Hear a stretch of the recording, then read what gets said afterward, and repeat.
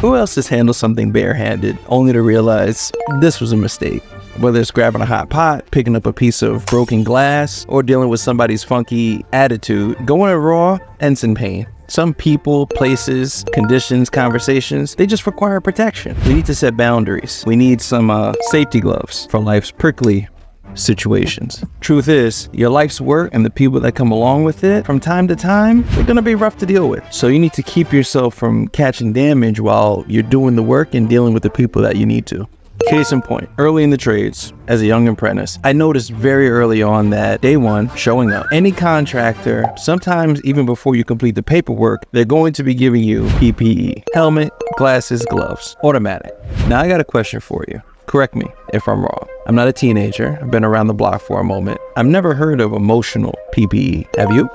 Now every situation doesn't carry the same exposure risk, but we are going to run into a situation eventually. Now, every situation doesn't carry the same risk of exposure, but odds are we're going to be exposed at some point. You know, you could be out shopping, picking the kids up, getting gas. Somebody negative is bound to appear, and they'll try to get it on you. I mean, ew, brother. Ew, get away from me. Let me put my gloves on dealing with you. Seriously though, some of you need to hear this. Some people become negative. It is what it is. Unless they're blood, you can't choose them. And unless they want it, you can't help them. It's kind of how life works. You can't avoid them, no matter where you live. Hurt and broken people, they exist everywhere. If you're not careful, you don't pay attention, you might catch it.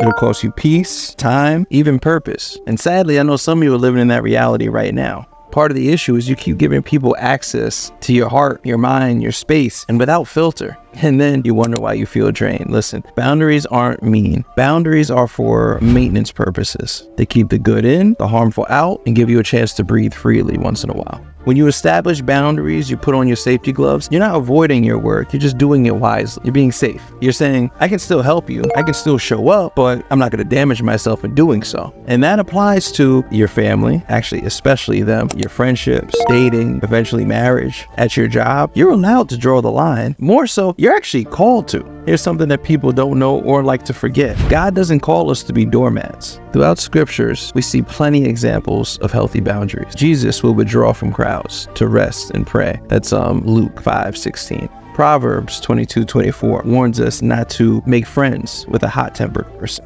2 Corinthians 6:17 says, come out from among them and be separate. I'm just saying, God set spiritual boundaries for our protection. That includes who we align with, what we do, what we allow, and how we let people treat us. Our bodies are temples, not turnstiles. So here's your challenge for the week. Ask yourself, where do I need to set better boundaries? And just as importantly, where do I need to better respect somebody else's?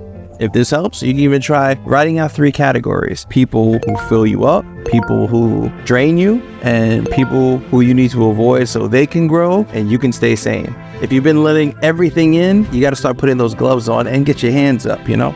If you've been too quick to invade somebody else's process, you probably need to back up, give them some space and some grace. Let's try building healthy relationships that don't bleed us or others out. This is week 9 of the 12-week Toolbox series. If you're just checking in, welcome. Hopefully you picked up a tool that you can use. The free Toolbox guide is in the bio. Check it out. And if you want a journal that matches these tools, helps you check in and work things out, we got one dropping on Amazon real soon.